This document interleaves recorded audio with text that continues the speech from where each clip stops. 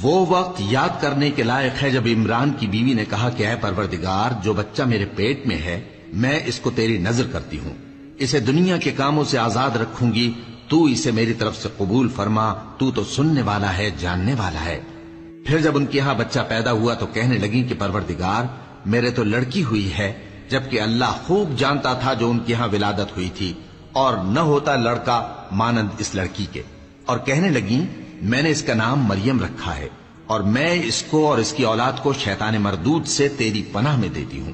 تو اس کے پروردگار نے اس کو پسندیدگی کے ساتھ قبول فرمایا اور اسے اچھی طرح پرورش کیا، اور زکریا کو اس کا کفیل بنایا۔ زکریا جب کبھی عبادت گاہ میں اس کے پاس جاتے تو اس کے پاس کھانا پاتے۔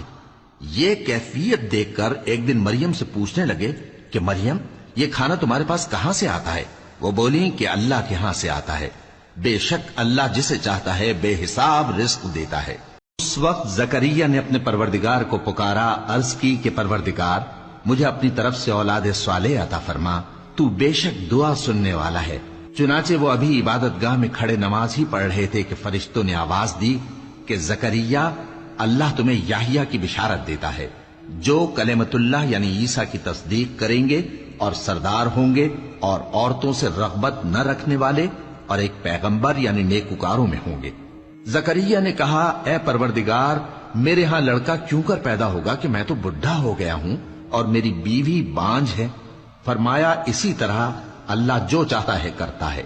زکریا نے کہا کہ پروردگار، میرے لیے کوئی نشانی مقرر فرما دے۔ فرمایا، تمہاری نشانی یہ ہے کہ تم لوگوں سے 3 دن اشارے کے سوا بات نہ کر سکو گے، تو ان دنوں میں اپنے پروردگار کی کثرت سے یاد اور صبح و شام اس کی تسبیح کرنا۔ اور جب فرشتوں نے مریم سے کہا کہ مریم، اللہ نے تم کو برگزیدہ کیا ہے اور تمہیں پاک بنایا ہے اور دنیا جہان کی عورتوں میں سے تم کو منتخب کیا ہے، اے مریم، اپنے پروردگار کی فرما برداری کرنا اور سجدہ کرنا اور رکوع کرنے والوں کے ساتھ رکوع کرنا۔ اے نبی، یہ باتیں اخبار غیب میں سے ہیں جو ہم تمہارے پاس بھیجتے ہیں۔ اور جب وہ لوگ اپنے قلم بطور قرعہ ڈال رہے تھے کہ مریم کا کفیل کون بنے، تو تم ان کے پاس نہیں تھے، اور نہ اس وقت ہی ان کے پاس تھے جب وہ آپس میں جھگڑ رہے تھے۔ وہ وقت بھی یاد کرنے کے لائق ہے جب فرشتوں نے مریم سے کہا کہ مریم، اللہ تم کو اپنی طرف سے ایک کلمے کی بشارت دیتا ہے جس کا نام مسیح اور مشہور عیسیٰ ابن مریم ہوگا، اور جو دنیا اور آخرت میں آبرو مند اور مقربین میں سے ہوگا، اور ماں کی گود میں اور بڑی عمر کا ہو کر دونوں حالتوں میں لوگوں سے یکساں گفتگو کرے گا اور نیکوکاروں میں ہوگا۔